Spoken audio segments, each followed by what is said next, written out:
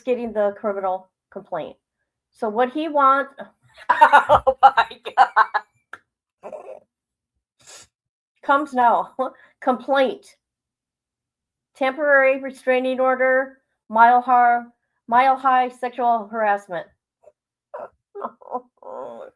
Okay, comes now plaintiff Jonathan in pro se moves his honorable court to issue an order for the defendant named within suit to respond.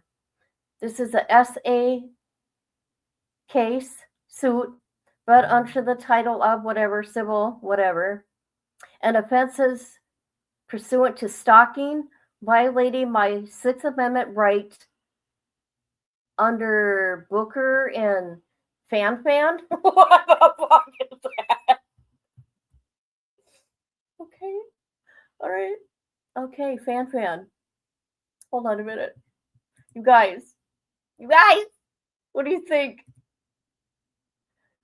Huh? Anybody here? This shit's funny. Okay, let's go back. And Fan. In violation of my Eighth Amendment rights for cruel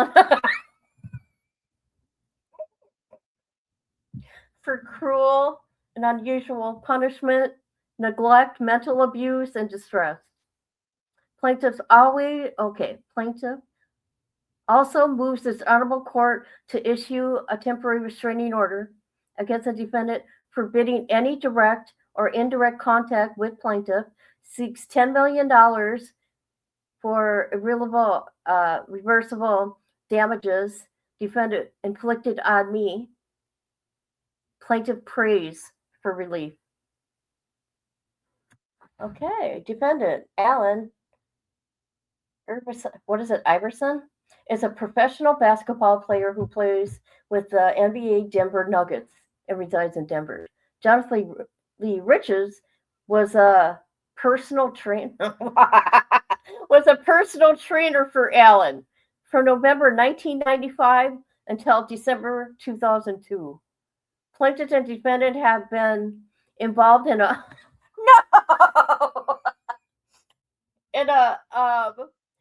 sexual relationship. Where are we?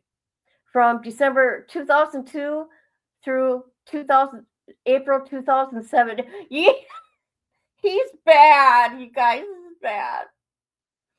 Okay.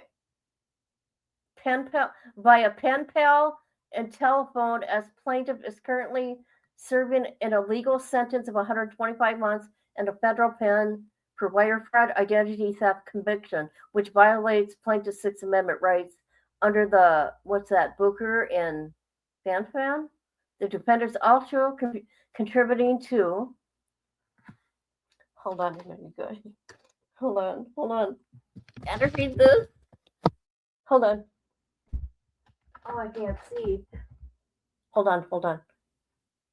This shit's funny. All right. Are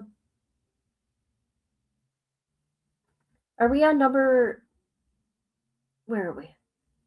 Number 2. Oh God, listen to the dogs. Around March 2000, while at the workout session at Iverson's mansion, our workouts turned into something more serious.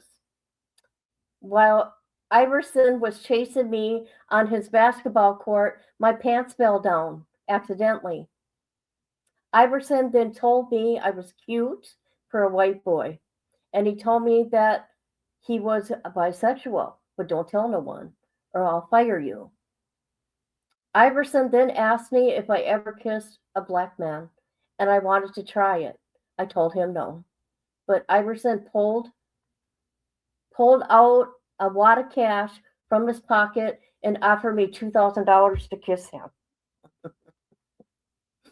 At that time, I needed money. Oh my God. At the time, I needed money. Where am I? Badly. For a transplant. He says, you guys, he needed money badly for a hair transplant. So he told them yes. This is where working relationship became more personal and sexual. I said, you're not, nobody would believe this shit if it wasn't here. For the next few years, Iverson and I had a secret sexual relationship that no one knew about. We had nicknames we called each other. Iverson would call me his white juicy fruit. White juicy fruit and Johnny Sweetcake. Oh shit, no. Okay, hold on, where am I? Okay. And Johnny Sweetcake. Sweet cheeks. I would call Iverson Black Daddy because that is what he liked to hear. Iverson bought me a home here in Tampa, Florida area with cash. Iverson bought me clothes, jerseys, a gold Lexus. Well, Iverson was traveling with the Philadelphia, what are they, 76ers? I don't know. During road games, and in order for us to remain discreet, and we would engage in phone sex on his cell phone late night while friends, wife, and associates were sleeping. I currently have pictures of Iverson without any clothes dribbling a basketball. I have pictures of Iverson in a black. No! I have pictures of Iverson in a black Victoria's Secret Teddy nightie. Holy shit, no way. During this working and sexual relationship I had with Iverson, I also lived a double life and got caught up with bad people who were involved in international identity theft operation based in Moscow, Russia. I'm sorry, you guys. I'm trying. I'm really trying. Okay. So the operation based in Moscow, Russia, that landed me in prison on February 25th, 2003. I only plead guilty to a $425 fraudulent wiretap with Western Union. No other dollar amount I pleaded guilty to under the federal sentencing guidelines should have been 6 to 12 months. Instead, pre-sentence investigation concluded, and I was responsible, and I said I was responsible for millions of dollars in fraud losses. I was a ringleader, both which were not proven by the jury, and I pled guilty to. I was ultimately sentenced to 125 months in a federal prison. Injustice. This is currently violating my Sixth Amendment rights under Booker and Fan. All right, here we go. Allen Iverson promised to help defend me. Oh my God. Since we were both in a sexual relationship, Iverson promised me on 6/10/2005 he will handle all my appeals with Attorney Bill Maher because Iverson told me he knew the government was violating my Sixth Amendment rights. And he could not see Johnny Sweetcheek suffer. Iverson told me he would help on the condition that I write dirty letters to him, have prison phone sex with him, and I agreed because my Sixth Amendment rights are being violated. And Iverson could help me on 6/10/2005 through 4/10/2006. I wrote Allen Iverson 10 love letters a day. The most graphic things Iverson told me to do to him. I felt ashamed. I also did not have the same feelings for Iverson. I used to, because he was blackmailing me to do these things. to get me out of prison. Iverson told me he would send me money so I can eat a proper nutrition in exchange for letters. I told Iverson I was very concerned about the Bureau of Prisons for violating my Eighth Amendment right for cruel and unusual punishment by keeping me over 500 miles away from my family. Jesus.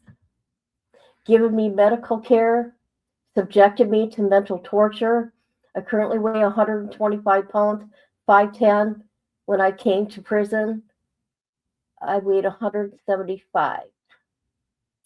Iverson knew my health was deteriorating, but told me he would help me if I provided him with naughty letters, telling him I would do what I would do for him. I had no other choice but to write to him. Oh my God. He abandoned my life. He never helped me with my appeals. And I wrote him over 1,500 love letters. I try to this day to call him on his cell phone in Denver. He answers everyone. Okay. He answers everyone every once in a while and told me to find a new Mile High boy toy. Oh my God. A new Mile High boy toy, and told me that he hopes I starve unalive in prison, and told me he does not care about the government violating my Sixth, Eighth Amendment rights, Constitution on his cell phone. On 10/1/2007, Iverson told me he would unalive me if I told anybody about our relationship. Iverson said he has connections at the FCI Williamsburg, where I'm at. I don't know what happened, but I now fear Iverson is going to come after my life. That's why I moved this court to issue a temporary restraining order against Allen. He also stated that, he also stated, what is that writing? I don't know. To me, with the threat that he is in Atlanta playing with the Hawks or Charlotte playing with the Bobcats. What? And he only has a few hours for me. Iverson told me in the past he beat up a bunch of white boys in Virginia bowling alley. I'm afraid I'm his next victim. Conclusion. Plaintiff is scared and shook. I've suffered major